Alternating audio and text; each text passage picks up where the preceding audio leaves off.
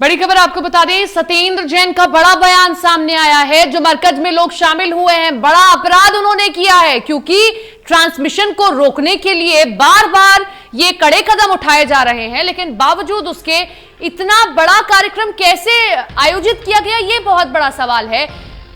तबलीगी जमात के कम से कम 3000 लोग शामिल हुए हैं। 334 लोगों को अब तक भर्ती करा दिया गया है अस्पताल में, लेकिन सरकार ने एफआईआर के आदेश दे दिया है। देखिए, बेहद जरूरी है ऐसे लोगों पर कार्रवाई होना जब बार बार कहा जा रहा है कि लॉकडाउन है, आप लोग इकट्ठे मत होइए, कोई भी कल्चरल प्रोग्राम नहीं होगा, कोई भी सोशल प्रोग्राम नहीं होगा। बावजूद उसके एक जगह पर 3000 लोग इकट्ठा हो जाते हैं। ये बहुत बड़ा सवाल है। बार बार हम लोग सवाल कर रहे हैं कि ट्रांसमिशन चेन को तोड़ा जाए, लेकिन बावजूद इसके इस तरीके से जो लोग ट्रैवल हिस्ट्री है जिनमें सिम्टम्स भी हैं, वो ऐसी जगह पर इकट्ठा हो रहे हैं, वहां पहुंच रहे हैं। 24 लोग कोरोना पॉजिटिव आए हैं मरकज के। ये देखिए, बहुत बड़ी खबर आपको बता रहे हैं। और सत्येंद्र जैन ने यह बड़ा बयान दिया है कि आयोजकों ने अपराध किया है।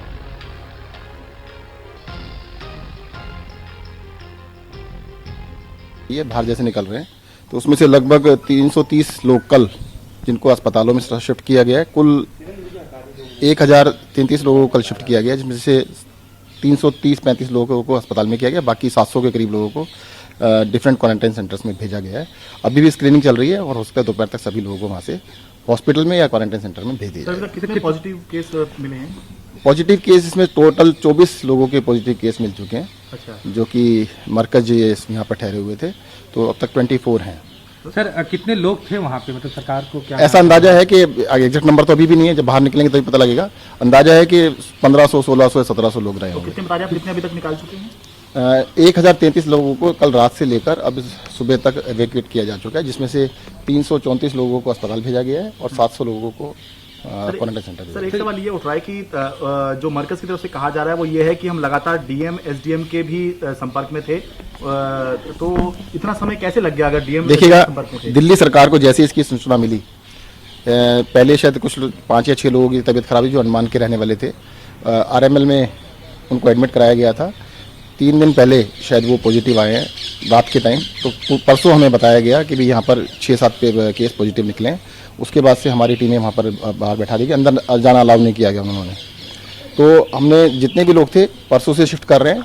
100 के करीब लोगों को परसों किया गया। कल से रात से लेकर अब तक 334 लोगों को और अस्पतालों में शिफ्ट किया गया है और 700-750 लोगों को हमने क्वारंटाइन सेंटर्स में शिफ्ट किया है। तो सभी लोगों को किया जा रहा है, परंतु जो आयोजक हैं, मैं कहना चाहता हूँ, उन्होंने बहुत ही घोर अपराध की श्रेणी में काम किया है। दिल्ली के अंदर डिजास्टर, पूरे देश में डिजास्टर एक्ट लागू था। दिल्ली के अंदर कंटीजियस डिजीज एक्ट भी लागू था और 5 लोगों से ज़्यादा का कंजेशन, कोई भी फंक्शन अलाउड नहीं था। उसके बावजूद भी उन्होंने इस तरह का काम किया है। सरकार ने, मैंने खुद लिख के भेजा एलजी साहब को कि इनके खिलाफ सख्त से सख्त कानूनी कार्रवाई की जाए और इनको बख्शा ना जाए। सोशल डिस्टेंसिंग का ध्यान नहीं रखा गया है। एक साथ इतने सारे लोग हैं, अगर तबीयत खराब हो रही है उन्होंने छुपाया, उसको बताया नहीं है। तो इस तरह से लोगों के अंदर बड़ी एक गलत काम किया लोगों ने। सरकार ने अपनी तरफ से कुछ एफआईआर के आदेश दिए, निर्देश जी दे दिए, आदेश दे दिए। और सर, क्वारंटाइन सेंटर बनाया जा रहा है जवाहरलाल नेहरू स्टेडियम को। जवाहरलाल नेहरू स्टेडियम को भी केंद्र सरकार ने अलाउ नहीं किया है। अच्छा। बाकी 3 जगह भेजा गया उनको। सर, एक सवाल ये था कि जब इतने लोग यहाँ थे और पहले ही दिल्ली सरकार ने कह दिया था कि 200 से ज़्यादा लोग इकट्ठा नहीं होंगे, तो लोकल प्रशासन ने इसकी जानकारी क्या राज्य सरकार को नहीं दी थी? ऐसा कोई हमारी जानकारी में संज्ञान में नहीं आया कि कोई भी ऐसा कोई फंक्शन किया जा रहा है। मैं बता रहा हूँ ना आपको, हमारे को 2 दिन पहले की रात को पता लगा कि 6 लोग पॉजिटिव आरएलएम में आए। उसके बाद से हम लोगों ने तुरंत सबको इवैक्यूएट करने का प्रोसेस किया है। इवैक्यूएशन में मैं बता देता हूँ, जब एक आदमी को स्क्रीन किया जाता है, डॉक्टर्स की टीम बैठी हुई है, कई टीमें वहाँ पर लगी हुई हैं, एक को चेक कर रहे हैं। किसी को लगता है तबीयत खराब है तो अस्पताल भेजते हैं, बाकी क्वारंटाइन सेंटर भेजते हैं।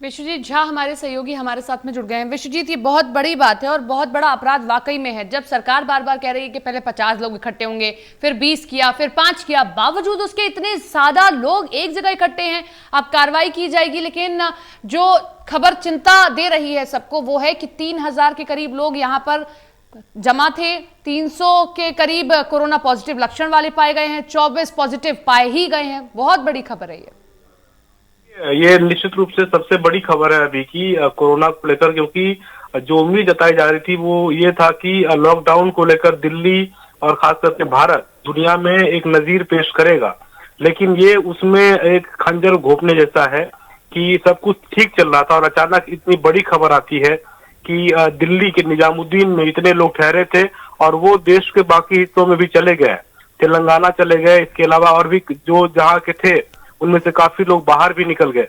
और यहाँ भी 24 पॉजिटिव केस की सरकार ने पुष्टि की है और अभी जांच का सिलसिला जारी है। तो कह सकते हैं कि ये एक बड़ी लापरवाही थी, बड़ी भूल थी।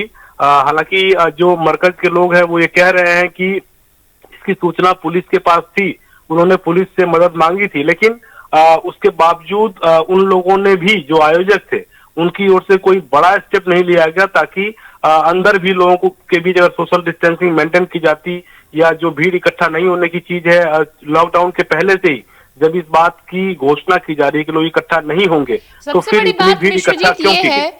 ये है कि पुलिस वालों को तो आपको सूचना देनी थी, ये तो आपका नैतिक अधिकार बनता है, लेकिन अधिकार ये भी तो बनता है, ये भी तो आपकी समझदारी बनती है कि जब आपको मना किया जा रहा है, आप मत इकट्ठा होइए, बावजूद उसके आप लोग कार्यक्रम कर रहे हैं, आप लोग इस तरीके से बड़ी संख्या में इकट्ठा हो रहे हैं। क्या ये आपकी सिटीजन होने के नाते जिम्मेदारी नहीं बनती है जब पूरा देश एक वायरस से लड़ रहा है? देखिए, हालांकि ये सारी बातें जो हैं अब पीछे छूट गई हैं। अब जो सबसे बड़ी चुनौती है वो ये है कि जो लोग पॉजिटिव पाए गए हैं या फिर जिन लोगों में इस तरह के संदेह पाए गए हैं और जो लोग इनके संपर्क में आए, उन सब की अब पड़ताल की जा रही है, सबकी मैपिंग कराई जा रही है कि यहाँ से लोग कहाँ कहाँ गए, किन किन शहरों में, किन किन गांवों तक लोग पहुंच गए और कहाँ कहाँ से लोग आए थे, वो पूरी मैपिंग कराई जा रही है। अभी तो हालांकि 24 ही पॉजिटिव केस है, लेकिन अगर ये और भी पॉजिटिव केस कहीं दूसरी तरफ गए होंगे तो निश्चित रूप से ये एक सबसे बड़ी भयावह तस्वीर की वजह बनने वाली है। हालांकि चूंकि अभी भी प्रशासन चूंकि अलर्ट में आ गया है और कम से कम 800 से ज्यादा लोग वहां से निकाले जा चुके हैं और भी अभी भी प्रक्रिया चल ही रही है, पूरे इलाके को खाली कराया जा रहा है। तो ये एक बड़ी भूल तो थी, लेकिन अब उसे सुधारने का वक्त है। देखना जरूरी होगा कि इससे कितना सुधार हो पाता है, क्योंकि तेलंगाना में अब तक 6 लोगों की मौत की खबर आ चुकी है, पॉजिटिव केस भी लगातार बढ़ रहे हैं।